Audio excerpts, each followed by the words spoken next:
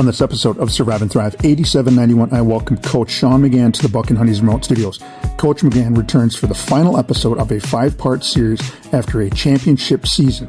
He shares lessons on leadership, mental health, and navigating the highs and lows of coaching, from postseason meetings to off-season expectations. A must listen for coaches and leaders alike. This will be a good one. Here we go. Good morning, good afternoon, good evening. What is up wherever you are, whatever you are doing? I hope you're having a great day. Welcome to another episode of Survive and Thrive 8791. I'm your host, Coach Decorah. We are in the Buck and Honey's remote studios on the east side of our great capital city of Madison, Wisconsin. You can listen to the podcast on Spotify, Apple Podcast, iHeartRadio, and YouTube at Survive and Thrive 8791. You can follow the podcast and get access to previous episodes on Facebook at Survive and Thrive 8791. The podcast, don't forget to hit that follow or subscribe button wherever you listen to the show. Leave me a comment if you like what you heard. If there's a topic or you know a guest who would love to share their story, email me at tdecorah@gmail.com. Glad you could join us. Our mission is to share stories and conversations that make you cry, laugh, and think, stimulating emotions, creating laughter, and inspiring the mind. A new episode will air on Monday and Thursday morning, featuring a wide range of guests. The podcast will touch on many subjects, such as, but not limited to, grief, loss of a loved one, recovery, professional setback, mental illness, success despite challenges, etc. Our guests will share how they learn to survive and thrive. Before I introduce our guest, I'd like to highlight our website, surviveandthrive8791.com. You can see what we are doing and the events we are hosting. If you're a business or an advocate for mental health and recovery, we invite you to partner with us through sponsorship opportunities. Please contact us at surviveandthrive8791@gmail.com.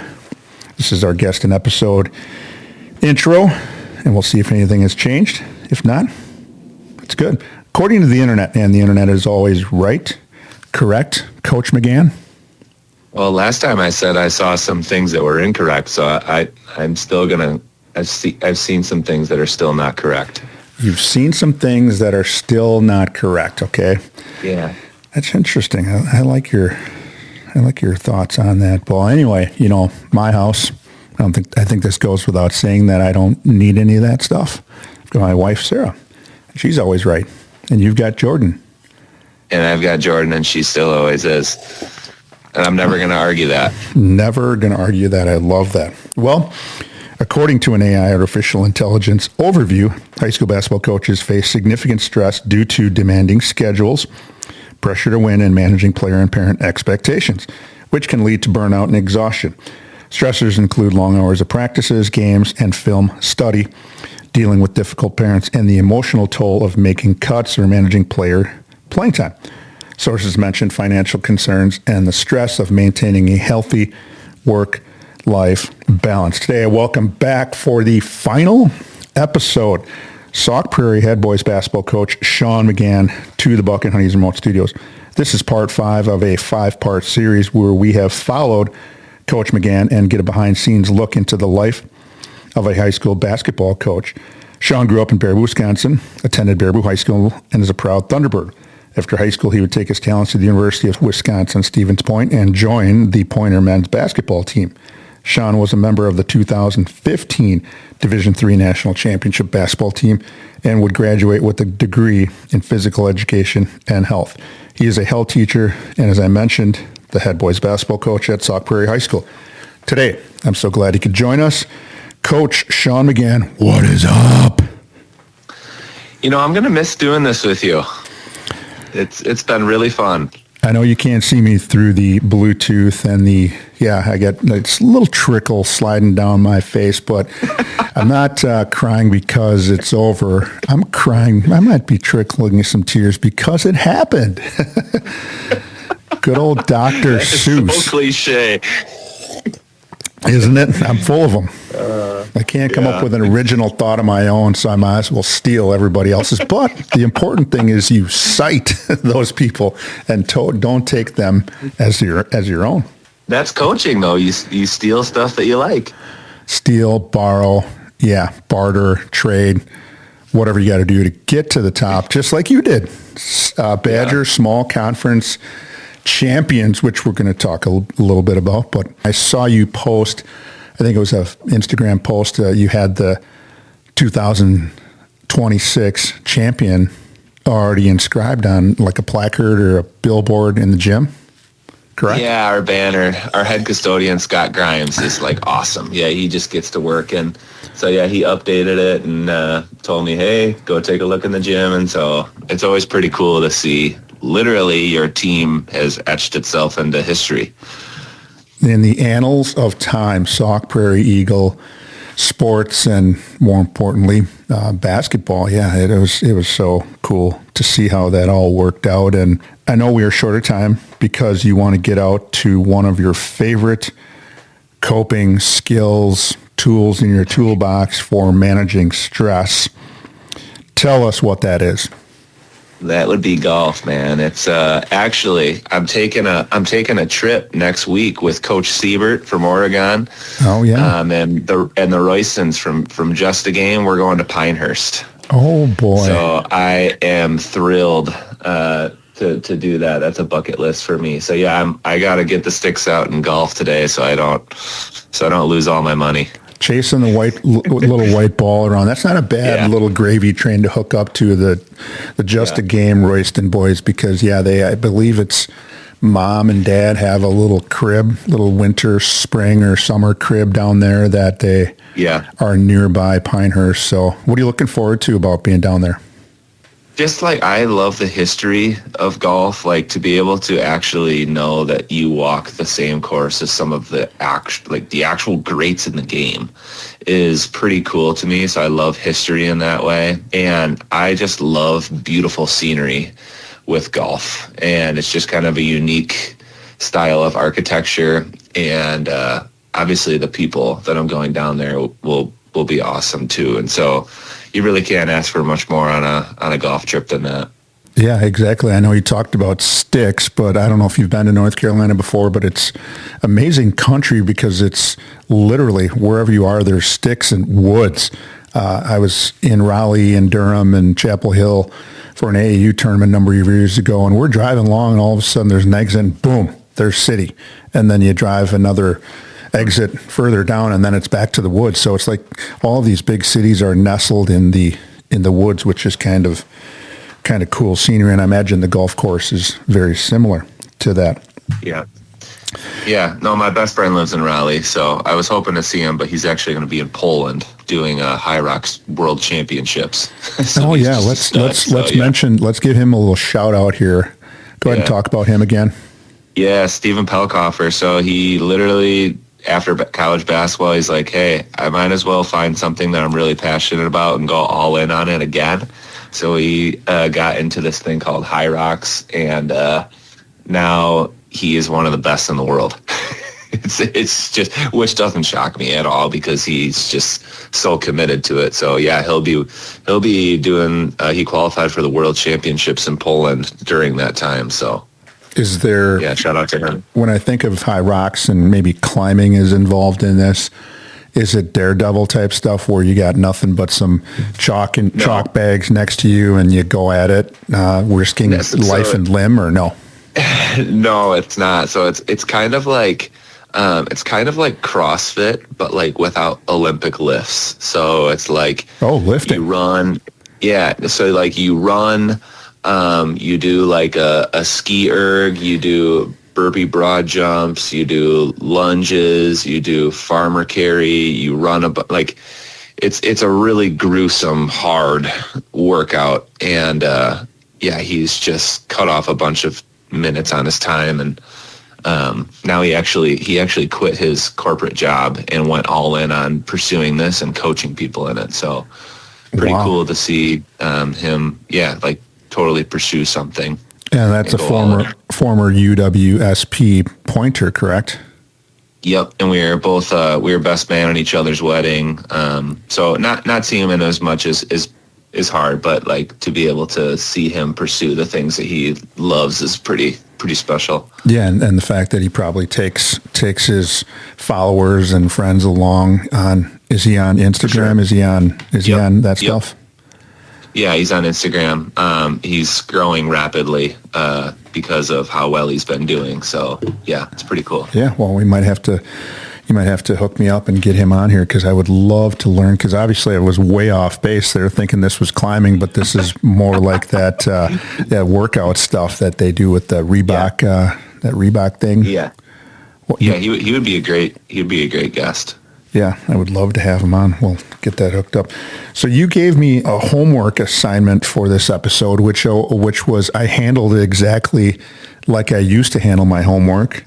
It was about a month ago, and I decided to push that homework, that bad boy, off to this morning. So I quick crammed, and the homework question, I'll let you ask me again, and then I'll go ahead and answer. Yeah, so I asked you for your all-time Badger Conference starting five, and here's where I say the internet's wrong. This morning, I also was like, okay, I have to be missing someone. So I went on ChatGPT and looked up all-time Badger Conference starting five, and it doesn't know what the Badger Conference is, right? So it's giving me names of guys that aren't in the Badger Conference. Bronson Koenig's on there. I'm like, he's not in the Badger Conference. So, yeah, the internet can be wrong.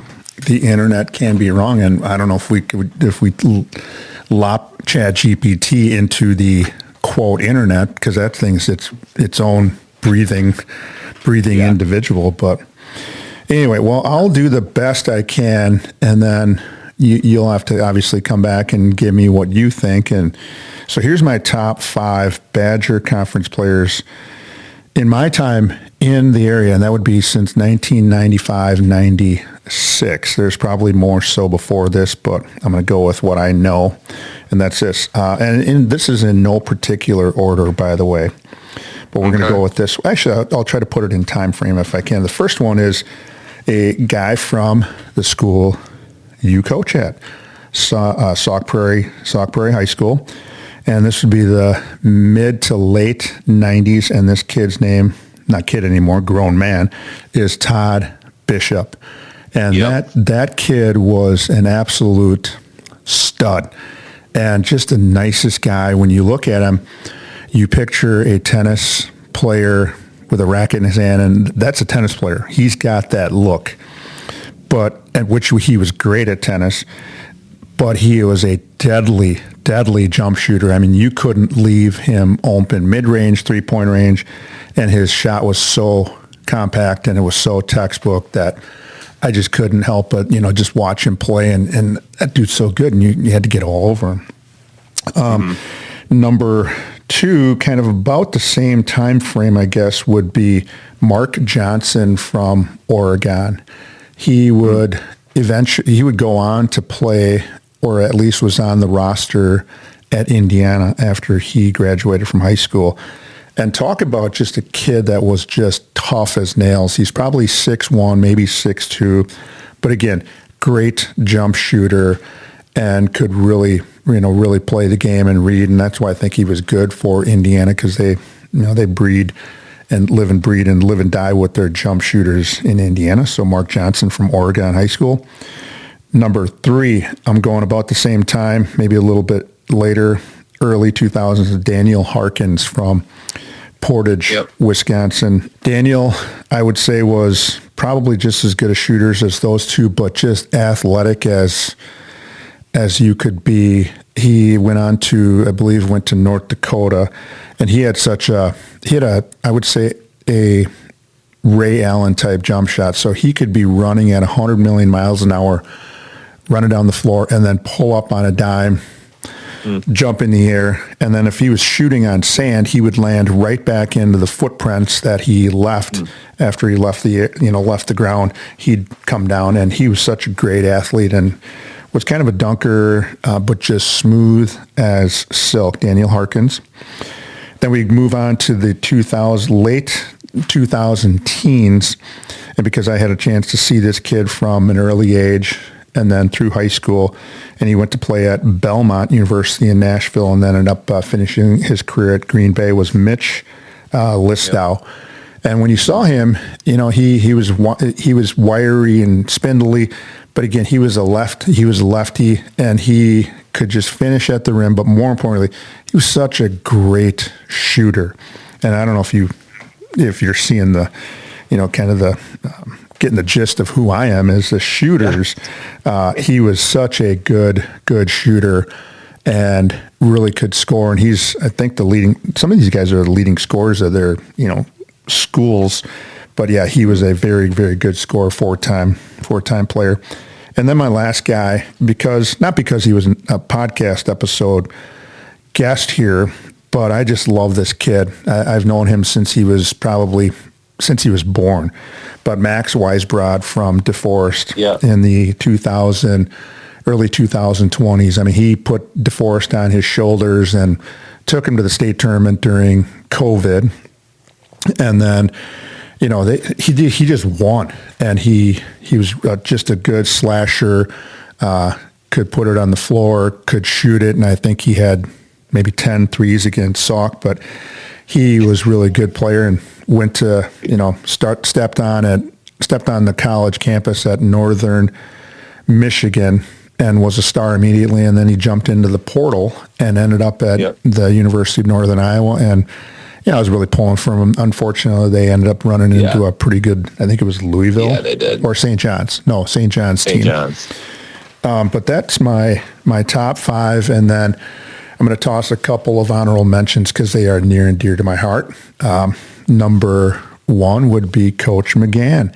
Very similar game to Daniel Harkins, maybe a poor man's Daniel Harkins in one respect, that you didn't get a D1 scholarship or a D2. You played at UW-Stevens Point and obviously won a national championship. So that's why you're near and dear to my heart, is because you and I share some common things, being national champions. And then I got to throw my kid in there, Will Decorah. He went to the University of Wisconsin-Madison and was a manager for a couple of years, and then they needed a player because somebody had got hurt, and they said, well, Will played in high school, and he's a pretty good player. Let's see if he can, run and chew gum and dribble at the same time. And he was on the last Wisconsin Badger team that went to the Sweet 16 back in 2016. And he was on that team. So, that was probably more of a biased opinion, but that's what you got for me. That's what you got.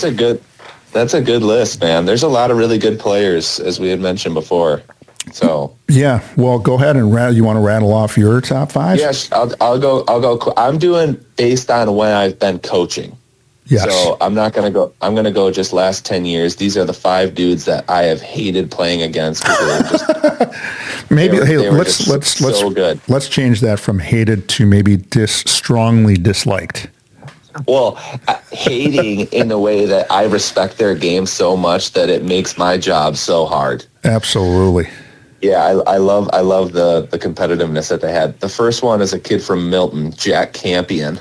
Yes, sir. Quick is, oh my gosh, so quick. And then I also have Max Weisbrod on mine. Yep. Just a floor general, shoot the crap out of it. I can't put a guy who scored 58 points against me not on my list. So Josh Manchester from Mount Horeb. Another kid from when I first started coaching from Monroe went on to play at Green Bay, Cade Meyer. Oh, 6'9" kid. Yep. Good player. And then I thought about this one. I wasn't sure if I should put this person on because they did leave, but Vaughn Carvalho from Oregon. Oh, yes. Was just a walking double-double and is playing at Indiana next year. So, yes, that is a good list. I decided not to. I thought about Vaughn and I thought about Josh, and I just didn't get enough eyes on those particular dudes. And, I should have went with the Coach McGann's opinions because I value them greatly. But, I just decided to go a little old school and mention some guys that may not have been mentioned for a long, long time. But, yeah, I love it. Good stuff. Our sponsor, Buck and Honey's Restaurants, are a place that people can escape to. For me, it's a great escape from cooking dinner. With their great food and drink menu, 5-star customer service, and a welcoming, vibrant atmosphere, people keep coming back. With locations in Sun Prairie, Monona, Waunakee, and Mount Horeb, most communities in Dane County, which encompasses the Madison metropolitan area, can get to a Buck and Honey's within 10 to 15 minutes. And I get a little drum roll here. When you have a moment in time, I would love to meet up with you at the Waunakee Buck and Honey's for a little podcast. The podcast is over dinner some nights, so you check your schedule and we'll get some dinner. And even if you bring the wife and kids, what the heck? We'll make it a big night. We would love that. We would absolutely love that. Yeah, you're not poor college kids anymore, but still, you got a kid in the house now, and whenever you can get a free meal here or there, absolutely. All right, on the podcast, our guests follow the format for sharing their story like this. In segment 1, we talk about the end of the season at Sauk-Prairie High School and what it was like and what happened throughout. And in segment 2, we continue to talk about what happened and get into what it's like now as we enter the off season and discuss Coach McGann's 5 suggestions for thriving this season. All right, what was it like and what happened? The Sauk-Prairie boys basketball team finished the season with a 17-8 record. They finished 11-3 in the Badger Small Conference to take home a share of the conference championship. One of the teams you shared the conference championship with, McFarland, advanced to the state boys basketball tournament down in Madison. What was that like to see them get to the Final Four of Division II? McFarland Spartans. Oh, I was not shocked at all. I mean, and actually, I should put Eli Krieger on my all-time Badger because he is an awesome player. It was like exciting.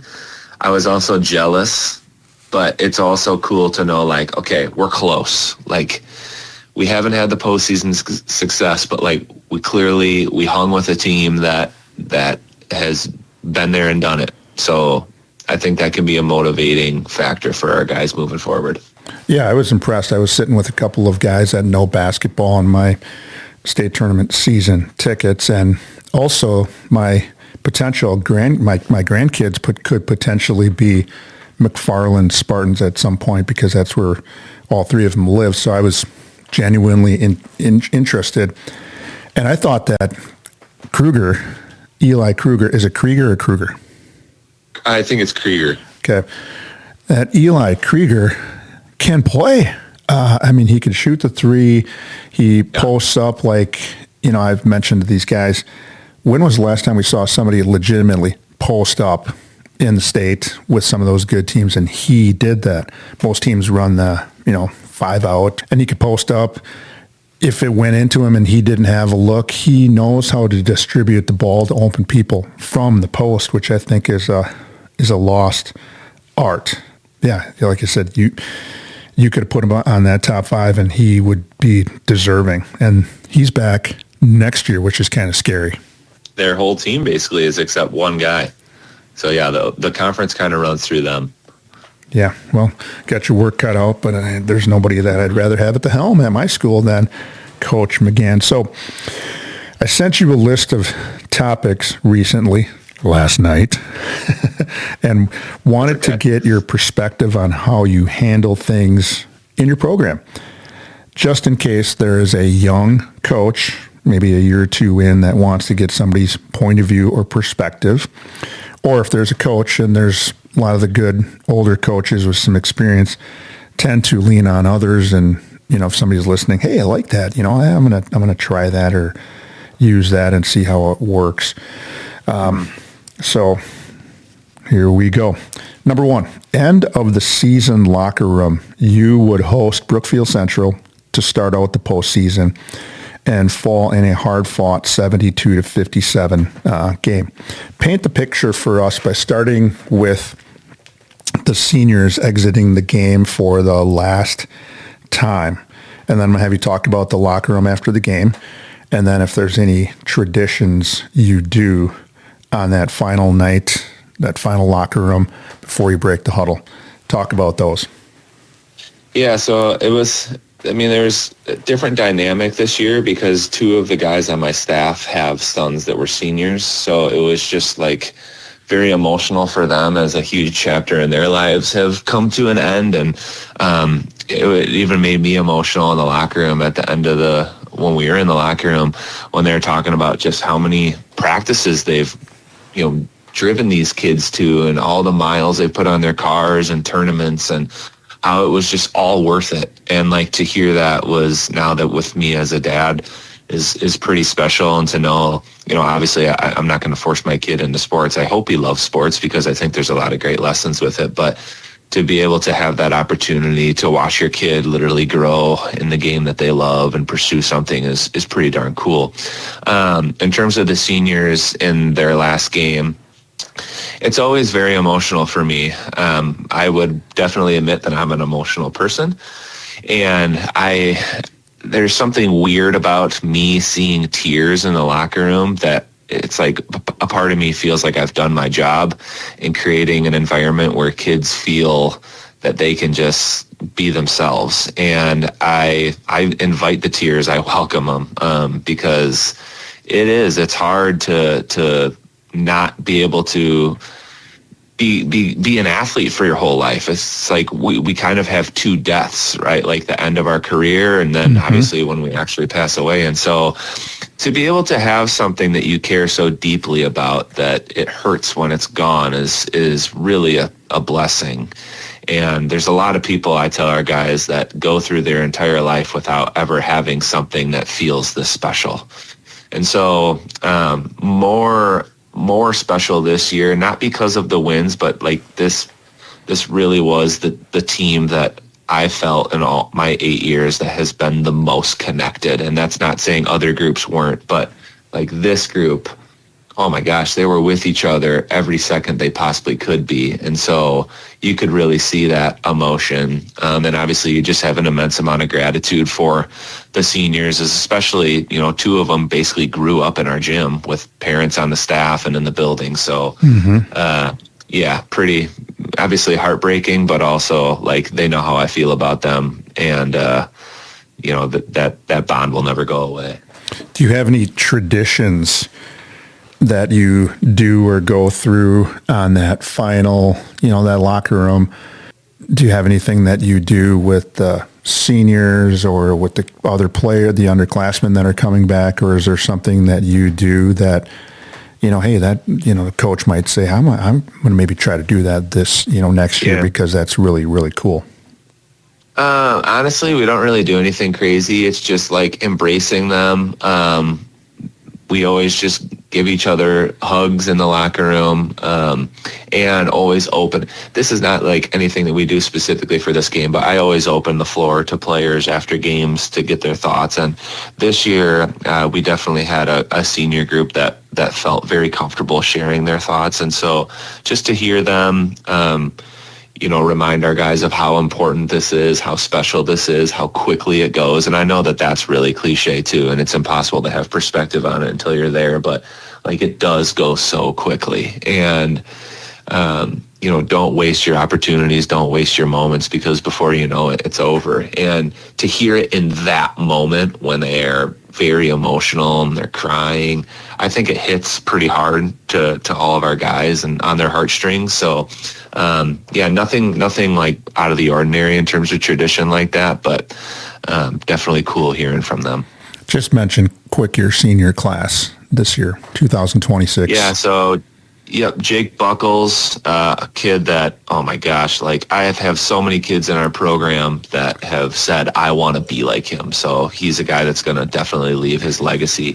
Aiden Larson, Tanner Annan, guys that didn't really play a bunch of minutes, but were A+++ teammates, like the best type of kids to have in your program. And then Otis Andres and Bowden Breinig both ended up being second team all-conference kids for us this year. So had outstanding seasons on the court and great people off the court. Well, I hate to use a cliche, but it makes me think of this all the time. And it's apropos is that, cry, not because it's over, but cry that it happened. And yeah, it goes quick. And just my little experience with my kids is that, you're driving them to third grade hoops practice, and then next thing you know, you're driving that same road to their last high school home game, or, all of those, it goes quick. And like you mentioned, or even they mentioned, that enjoy the ride because it goes quicker than you think. So I'm glad you talked about that. Postseason individual meetings with the players. Talk about that for a second on what you do. Yeah, it's maybe one of the most important things that I do, like giving feedback to players about where we see them right now and what we want to see from them moving forward. But then also, this is the best opportunity for me to get feedback from players about, what went well for them, how we can improve as a staff, I think is really important because, the reality is not every single kid, and I do it across all three levels, not every single kid had an A+ experience, right? And so like learning from that and hearing their thoughts and allowing them to be heard, I think is really important. But it just really lays the foundation for like, hey, this is where you need to be next year if you want to be on a team, if you want to be that all-conference player that you say you want to be. Like having those conversations can be really, really meaningful. In addition to the players, do you also have some wrap-up meetings with the coaches, either individually or as a group? Yeah, typically in years past, we usually get together and have dinner together. We invite the wives and hang out that way and kind of just not really necessarily talk about, hey, we need to grow in this area, but just kind of celebrate the year. But we are in contact with each other so often that we're always, my kid is howling in the background. I apologize if you, and for us to just be able to stay in contact throughout the year is really important. Our group chat's always going. So we're constantly always trying to learn. And I definitely sit down with them and talk about, hey, this is the areas that we need to improve looking at our season next year. I know it's weird that you have to do that so quickly, but the off season will be here before you know it. And we gotta be really efficient with our work. Absolutely. Each team probably has some kind of banquet or awards night. When do you try to schedule that, and what kinds of awards do you hand out? Yep. So we usually try to schedule it for the Sunday after the state championship. Sometimes it doesn't work out that way, but usually it does. And then in terms of awards and stuff like that, I actually changed them this year. In college, we always did it based on like our 5 pillars. For this year, I just kind of updated them a little bit. So we have like a most improved player. We have a hardest worker, both in season and off season. We have the classic MVP, and then we have the newcomer award for any first year varsity player, and then a teammate award. Guys that didn't necessarily boast about individual stats, but you could rely on them as a teammate. And we have all of our players vote on those, so coaches do not vote on those. Okay, that was going to be a question I had, is if the players are involved or coaches, but yeah, that's a good way to do it. Spring expectations for your players. You've got 2 kinds of athletes in the spring. You got the spring athletes who are in baseball, track, golf, lacrosse, and we looked that list over. We don't think we're missing a sport in there, and then you have the athletes who don't play a spring sport. What are your off-season expectations for those 2 particular groups? Yep. So first of all, we like strongly encourage kids to play other sports. I think it's great for kids to you can get away from the game and you can still work on your game if you want, but it's good to just get away from the game and work on different skills. And otherwise, I think basketball feels more like a chore because you're just doing it year round. So we strongly encourage kids to play other sports. But for those kids that are not, we tell them, hey, take a little bit of time away, but then use that to your advantage. Like other kids are going to be playing other sports. This is an opportunity for you to create some separation or catch up to some guys if you really are efficient and working on your game. And so in this part of the year with spring, I don't necessarily focus a ton on skills. The thing that we want our kids to work on is their bodies. So getting in the weight room, getting stronger, getting more explosive, so that can kind of segue into our summer stuff. But vast majority of our kids are playing spring sports. For the ones that don't, they're like I love basketball more than anything in the world. So they're like already getting into AAU stuff. And but yeah, we have the gym open for kids. Obviously, we're not instructing at this time because we can't. But we have the gym open for kids, and we have some shooting machines that people can use and things like that to work on their skills. But yeah, it's pretty much, it's very player driven at this point. But those conversations that we have in the exit meetings, those are that, hey, we need to see you work on these areas of the games, and then they kind of have that plan moving forward.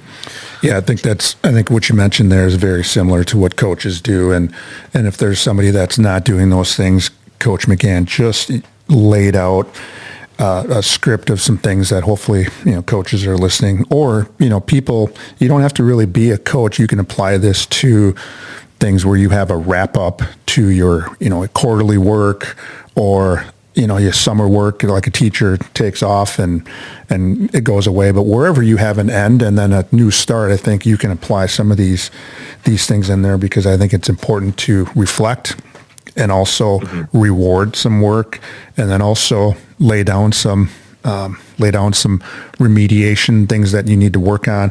So I think it's all good wherever you happen to be. Because our listeners want to hear how you handle your program in the off season, I need to talk about the sponsor one more time. Buck and Honey's has been with the Survive and Thrive 8791 crew since the beginning, with 4 locations in the Madison area. One is always near. People ask why Buck and Honey's. Owner Tom Anderson places a high priority on the mental health of his employees. He is a mental health professional available for them should they need support. I don't know how many businesses go above and beyond their EAP, Employee Assistance Program, but Buck and Honey's does. Head boys basketball coach Sean McGann is in the remote studios with us today via cell phone. The Survive and Thrive 8791 crew has been following Coach McGann throughout the 2025-26 season. Today is a final episode of a 5-part series on the life of a high school basketball coach. We have visited with Coach McGann as he guided the Sauk-Prairie boys basketball team through the season. We have been with him through some of the ups and downs of the season as the Eagles captured the Badger Conference Small title.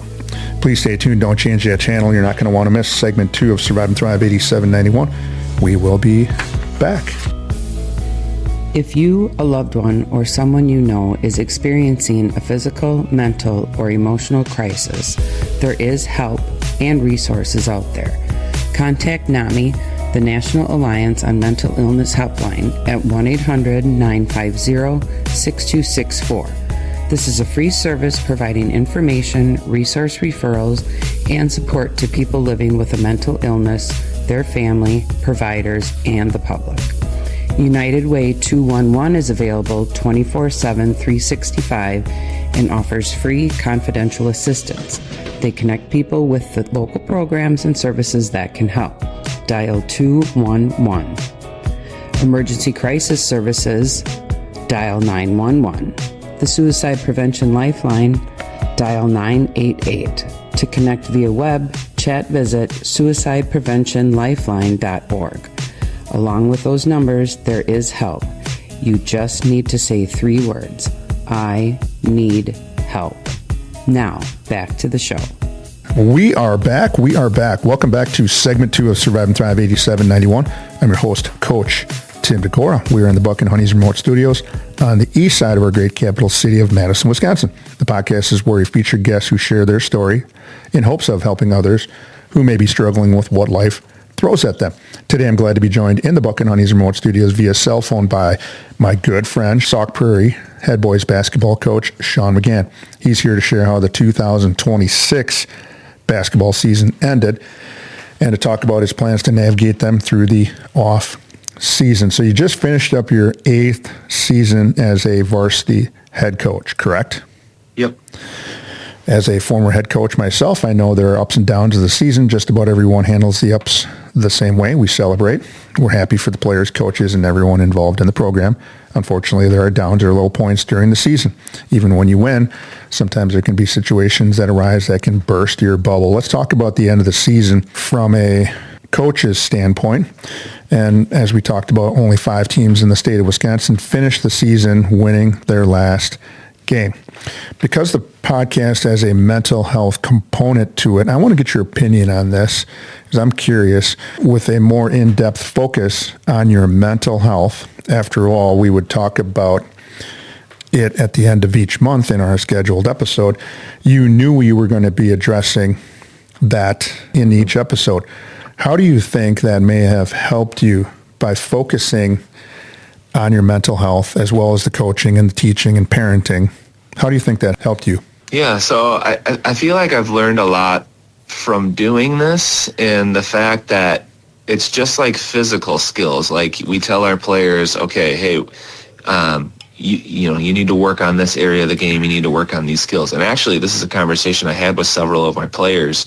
Several of our players, I talked about how they talked about how they struggle from making mistakes, right? Like they struggle to move on to the next play. And I tell them that, hey, you can work on all these physical skills, but until we work on this mental side of the game and accepting that you're not going to be perfect, accepting that because it's really hard for high school kids when they have bad performances because they tie their identity to like how they perform. And so to be able to accept the fact that I'm not going to be perfect, I can make mistakes, I'm allowed to have bad games, and still move on and focus on the next one is a really, really hard thing.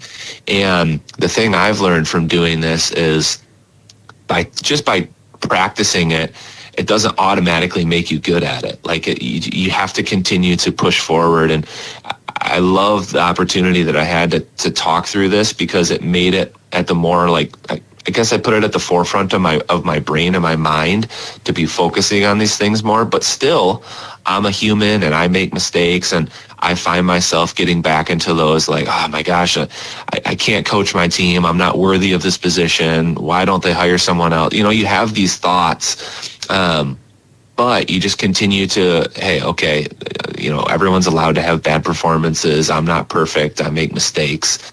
And so I think allowing doing this podcast allowed me to naturally reflect way more than I ever have in any previous year. And so it kind of let me get out in front of those thoughts a little bit. And I think that was really helpful. And so to say, did this help my coaching or not? For sure, in my opinion, this did. Working on the mental side of the game was something I focused on more than any other year that I've ever coached. And I think whether that played a factor in wins, it's impossible to say. I would like to think it did because I came to practice more energized. Yeah, I came to practice more energized. I feel like I was more consistent this year with my attitude, what players expected of me. And that doesn't mean I don't challenge them, I don't push them, I don't, get frustrated with them sometimes. But I don't know. I think I was just more consistent this year with my attitude. Yeah, I think so I'm going to just drop this in here real quick that I had a couple of life situations that happened here in the end of February, beginning of March, and some family situations, and people, mentioned, are you doing okay? Coach Tim, how are you doing? And I'm so sad to hear, but I've been able to handle those life situations because I'm mentally, physically, emotionally, spiritually well. I got all of those things in line, where in the past, when they were not in line, I struggled with those mentally. My anxiety came back, maybe some depression, some grief took over a little bit.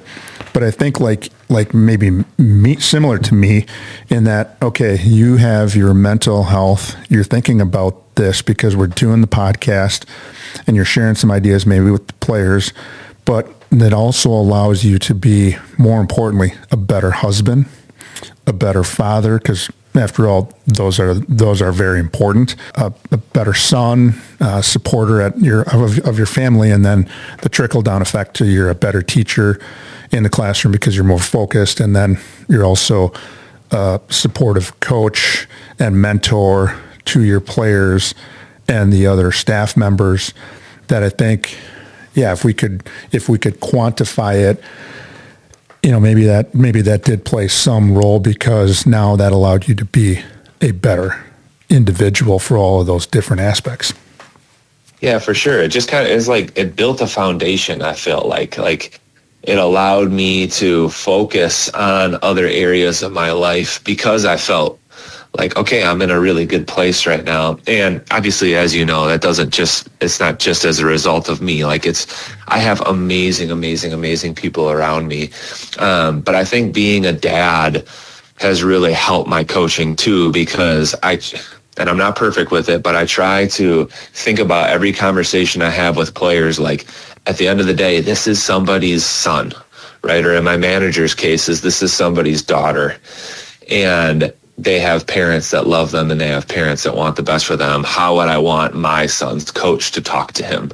That was like a thought that I had very frequently in games. And then also, like, when you are struggling, when you get home and you see like your son does not care at all how your basketball team did, like it just is kind of a good like perspective shift of like, okay, yes, the work I'm doing is really important, but it's not the most important thing in the world. Like there are other things that are going on. And so, I think that all played a role in that. Let's talk for a little bit here, just a small smidge, because I know you're very similar to me in that you are a lot of humble pie and you're putting everybody else before you. And let's talk about you instead and, everybody else, but not talk about ourselves. You had an opportunity because of the success the team had that you were voted the 2026 Badger Small Conference Coach of the Year. Talk about what that meant to you. So, yeah, I mean, you kind of hit it right on the money. Like, I don't like to make it about myself, and I know that it's just hard for me because I've always been involved. Every sport I've ever been in is team sport. Like, I just understand that what I do is just a piece in the pie. But I have to admit that was really special for me just because, I remember my first year coaching, I started 0-8. Our team was 0-8. And I just remember like being like, I have no business doing this. Like, I thought I knew everything. I clearly don't. Like, these people are running circles around me. And to be able to be voted Coach of the Year by your, coaching peers is really cool just because there are so many good coaches in our league. Like, Todd Nessheim at Mount Horeb is like, I mean, I've always just idolized how he runs his program. Nolan Weber at Stoughton. I mean, holy cow, that guy, he has had a lot of great players in this program, and he has done such a great job. You know what you're getting from his teams day in and day out. And then obviously Coach Meinhold. I mean, he just brought his team to a state tournament. And so, yeah, I mean, and there are obviously other coaches that I think are just awesome. They do great things. And so to be voted that was pretty special for me. But I also know that doesn't happen without my team doing what they did. And so I want to give credit to them and also my staff as well, because it's not a one-man show. I can promise you that. I think that's why it was so hard. We mentioned this off air when you said pick your top 5 players all time in the Badger Conference. And I mentioned this to you that it was hard because, we've got some good players. It's not star-studded. We don't have kids going to UConn and Wisconsin. I mean, we have, but, these huge, great universities. We've had good players and good role players, but we have amazing coaches in this conference that work really hard, and you got to know your stuff in this league, and you just painted the picture for some of those other coaches that I completely respect, and some of them I don't know personally, but I know the job that they're doing now is great, and you're certainly, and you were on top of that heap this year, so again, congratulations on that. How was your mental health compared to previous seasons? When you take a look and say, I mean, you kind of painted a little bit of a picture in there, but maybe talk about that. For sure. Like, this has been, and ironically, I have a lot of things happening in my life right now. Obviously, my sister's not doing well. Being a parent for the first time is really, really, really hard and challenging. It tests your marriage. Like, of all the years of my life, this should be the year where I'm struggling the most. Really. I mean, honestly. And I'm not. I feel like I have a team behind me that loves me and cares about me. And that's obviously the top of that list is my wife. But then just being able to talk to you, being able to talk to other people in my life. Like, I'm just very, very, very lucky to have great people around me. And I truly don't know if I would be able to do it without them. I mean, my administration, Chad Harnish is my principal, and I can't tell you how many conversations I've had with him that have made me a better person, a better leader. My AD Josh Boyer, like everyone's played a role. And so, yeah, I would say that this is a year where my mental health is probably at an all-time high. And yeah, it's easy to say like, okay, we won a bunch of games and that certainly helps me from a coaching perspective, but I don't know. I mean, like this year, like this group, I just felt so connected to them. And I think that me seeing that I'm having a positive impact on them outside of playing, I think is pretty darn special. I'm not going to like get into the details of this conversation, but I had a senior come up to me afterwards and just thank me, and saying that this was the most fun he's ever had in any sport, that I was a coach that challenged him in ways that other coaches haven't. And I just thought like, this is why I do it. like not everyone, no one's going to hear about, the details of this conversation. They don't need to. Just that one-on-one conversation that I had with that kid was like, okay, this is a good reminder of like, this is literally why you do this job. And that was pretty darn cool to hear because you don't always get to hear that. That is great stuff. I think in my own personal experience, and it sounds like you're saying the same thing, is, you know what, when I can take care of my mental standpoint, mental health, when I can take care of my physical and emotional and spiritual, whatever, now I can enjoy the ride.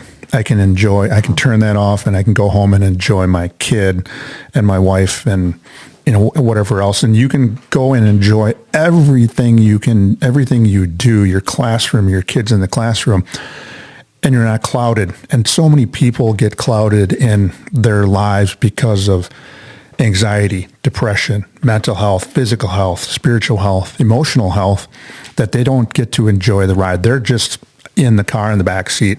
You were in the driver's seat because you put the work in to do all of those things, and then that allowed you to enjoy your season, and it was a very successful Badger Conference champions. As we look forward now, what are some things that you might change from this year to next year, program-wise, defensive, offensive-wise, how you do things? Anything you're going to change at this point, or at least look into? So obviously there's always like the WBCA clinic, which there are so many amazing coaches at that. Honestly, in that, sometimes I feel like I go and I find this new shiny thing that I'm like, ooh, and I want to try this. But then at the end of the day, you get back to it and it's like, okay, well, you got to take care of the ball. You got to take good shots. You got to defend and rebound. Like at the end of the day, like those are the things you got to do. My clinic basically is I love calling coaches. Actually, I'm going to be talking to a coach from a Big 8 school in next week and just like picking his brain on something that his team does that I love. And I just love learning. Like I love learning, watching these I watched more high school postseason than I ever have in the past. And I actually, in our previous conversations, I talked about how I usually don't like to watch it because I get so jealous. I don't know. I feel like this year I was like, okay, I was happy with the work that our team did. I feel really like I'm in a good place right now. Let's just learn. And so I think part of that goes to the mental health side of things as well. Like for me to accept that, hey, I'm not one of these teams still playing, but I want to learn and learn from what these guys are doing is something that I haven't done in the past. And then watching these March Madness games too, I'm really trying to learn like what do these successful teams do? Like, okay, they all pressure the ball really well. They all rebound the ball really well. Like, so just trying to learn little things that I can take to our team, but then also just looking at, this isn't a college. I can't recruit kids. What do we have coming back? What are our strengths? And I might have to switch some things in terms of, where we put guys in certain positions on offense and things like that. But at the end of the day, we're still going to be who we are, and not any huge changes, but you got to tweak it a little bit to your personnel as a high school coach. Yeah, it's so crazy. It's so interesting and crazy how technology has allowed coaches to learn more and get access to the behind the scenes with the huddle camera and the different cameras that people have in their practices and games. And so you can see pretty much anybody you want, at least in the state of Wisconsin, maybe even outside the state. I remember back in 1992 watching Wauwatosa East, I think, won the state championship in Division I, and I said, I love their offense. How do they run that? Back then, in my day, I had to call up the coach somehow, call the high school, and then eventually get in touch with the coach and ask him, hey, I loved your offensive sets. And he drew those up on paper and he put it in the mail and sent them to me, and I had the sets right there in front of me. To, fast forward now, you can watch the teams play. You have access to their games. You can break it down to just the offensive sets. You don't have to fast forward. And it's just so cool to have that and be able to do that and then talk and then see it live while you're sitting watching with the coach on a Zoom call maybe or the phone. But yeah, it's so cool. I do want to ask about coaches clinics. Does your staff attend them, or like what kind of bonding activities do you guys do? Yeah, so we typically have gone. I usually go every year. I circle like maybe 3 to 5 sessions that I'm interested in, and we'll go to those. Other than that, a lot of my learning is just actually social media is a great place to learn. Like there are even on Twitter, there are so many coaching networks that you can learn from. There's a lot of podcasts that you can listen to and learn from. With that, but my big philosophy in the off season is like players, not plays. Like this is not saying I don't use plays and that they're not effective. They obviously are. But my off season idea is that we need to develop players. Like the more we can just get our players to read, react, and just play, then all of a sudden when you add like the plays into it, they become more dangerous. So our staff is really big on that, just not being robots. Jimmy's and Joe's beat X's and O's. That's what Coach Hicklin and Lake Mills, they always say. And obviously he's a guy that you can look at him and say he's developed one of the best programs in the state. So yeah, just really developing those skills. Now in terms of bonding opportunities with our staff, we are around each other so much. So 4 out of the 5 of us work in the district, so we're around each other all the time for professional development and things like that. And we're not strangers to the gym in the summer. It's not just me running the off-season stuff. Like they're very much involved too. So we see each other all the time. That leads me into the kind of the final question before I open it up to you is summer expectations. What does that look like at Sauk-Prairie? Are there summer leagues, tournaments? Yeah, so it's very interesting in terms of even just when I was a player to when I'm coaching now, like the restrictions and rules and things like that have really changed. And, now it's basically unlimited contact. You can do whatever you want. So it's scary because you got to find a balance of kids, being kids and also playing other sports. And so our kids are very understanding of that. Our summer, basically, we have opportunities for kids in the morning to improve their skills. And we kind of divide those into some skill days and then also into some playing days. I'm really big on small-sided games. I would much rather kids play 3-on-3 in the summer than 5-on-5. That's not saying I don't think 5-on-5 is important, but like 3-on-3, you have more opportunities to have the ball in your hand. You're always involved in every action, et cetera, et cetera. So that's really important to me. And then, basically the summer is another season, dude. Like we have a league that we'll do in Wanakee that will get all of our teams 8 games.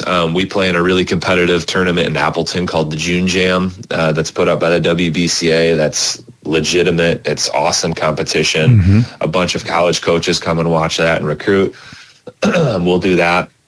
We're going to do we're going to go to UW Platteville this year. Forgot to even mention that to you. So yeah, we're going to UW Platteville for a tournament with our varsity and lower levels. And so at the end of it, it's like, holy cow, we're playing almost 25 games in the summer. And obviously not all of our guys are at every single game always, but for the kids that love hoops, they're pretty much at every one. And so you get an opportunity to basically get a second season with them.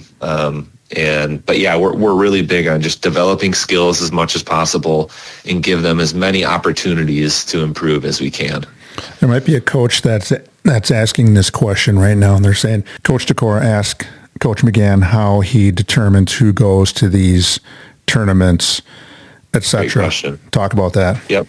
Great question. So basically what I do is I get all the kids' availability, and I'm basically going to be sending that out in the next week. And I'll get that usually about a month before the summer starts. I'll have that from kids. And it's hard too, because then you also have to think about your incoming freshmen too.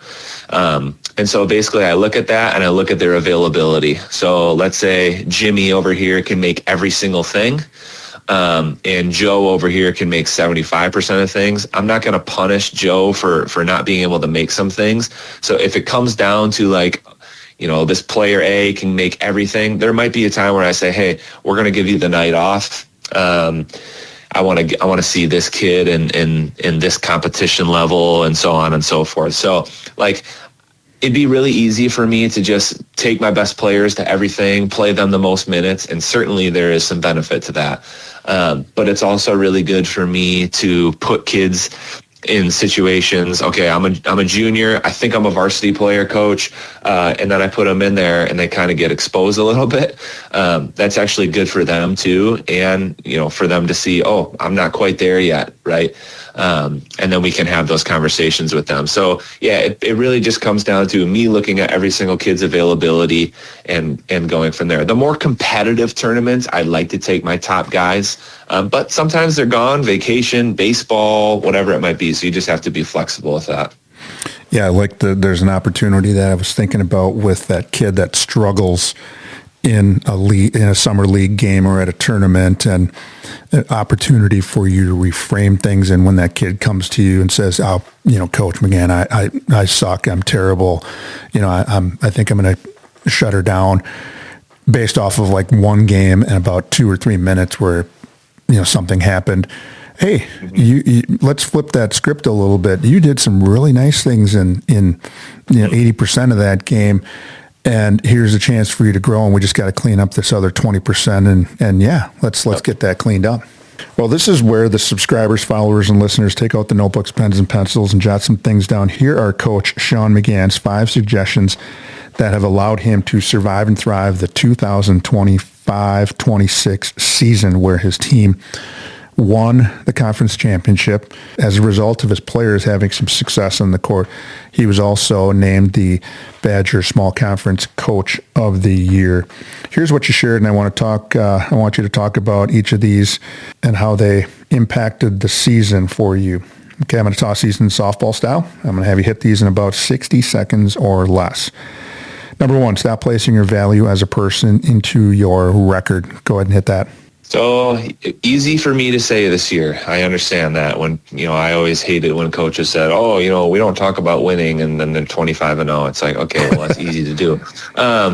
But like, we really didn't. We honestly, I never talked about winning with our team.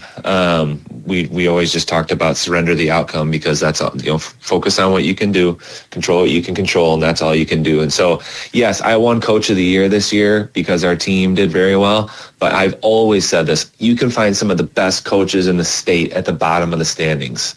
Like, really, truly, there are some amazing coaches that like get their teams to excel and succeed. Way higher expectations than they maybe ever thought they could. And still they didn't have a great record. So you can't always place your value in your record. Excellent. Number 2, be around people who challenge you and make you better. And I think there's at least one kid that we know about that you just mentioned that by him being around you, he became better and had a better experience. Go ahead and talk about that from your standpoint.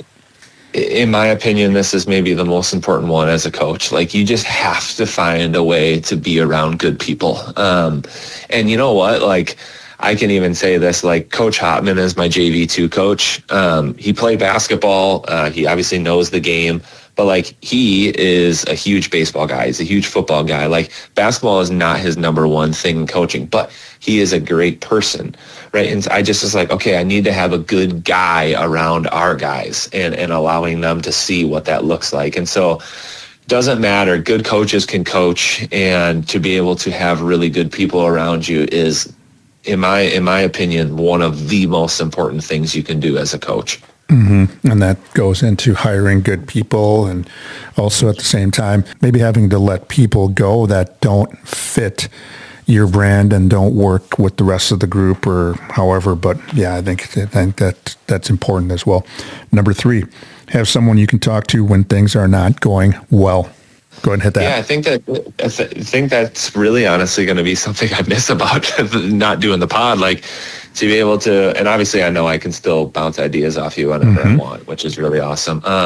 But yeah, no, it's just to be able to have amazing people around you when things are not going well is really critical, because I said in my post when I made for talking about the coach of the year is like, I'm smart enough to know that like hard times in coaching don't stop. Like, it's going to happen. And to be able to have people around you, I think is really important to be able to discuss those things. And number 4, I think you mentioned this not only from a coaching standpoint, but also from the player standpoint, especially like in the spring and summer and whatnot. Separate yourself from basketball when you're at home, be present, or, you know what, step away from the game like you're going to do today and go and chase a little white ball around or go play another different sport or do something different. Step away. Go ahead and hit that. Yeah, I think it's really important. Like, yeah, you can put your head down and grind. And yeah, there's some value in that, obviously, but it's also good to get away from it a little bit. And my mom always told the story of like when you're boiling water, getting ready to like make pasta, when you just stare at the water, it just feels like it takes forever. But the second you step away and do something else, all of a sudden you look back and it's boiling. And I think that there's a lesson to be had in that little saying of like, sometimes you got to focus on some other things, and then those other things will naturally, take care of itself. And so, yeah, I think it's good to get away from the game. And then when you do want to get back into it, now I'm more re-energized and refocused. And number 5, we mentioned this a few times today and in previous episodes, but reframe things. Not only maybe what went well, but then reframe the negative and try to spin that into a positive. Go ahead and hit that. Yeah, and this is something that you've talked to me about several times throughout the year of reframing. When I said, you lose a bad game and the kids say, what the heck happened? At the end of the day, though, those kids care about you. They're interested in how you're doing, and reframing that and twisting that to a positive, I think, is really important. I will say this is probably the most difficult one for me. In the heat of competition, it's really, really hard to reframe. So I think that having a good staff around you to kind of like, what do we do now, right? How can we look at this as a positive, I think is kind of where my staff played a huge role for me this year, in allowing me to reframe some of those not so great scenarios that happen in the course of a game.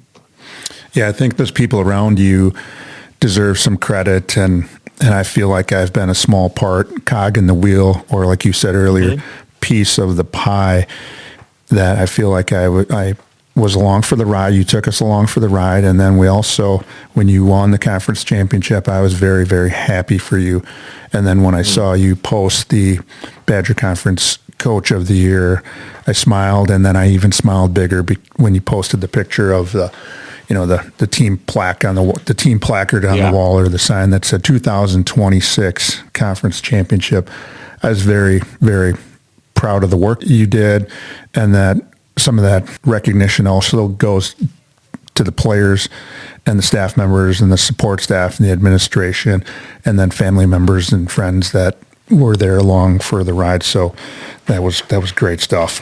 What an episode. I'm so glad that you could take time out of your busy teaching and coaching schedule to join the Survive and Thrive 8791 crew, including the parenting stuff.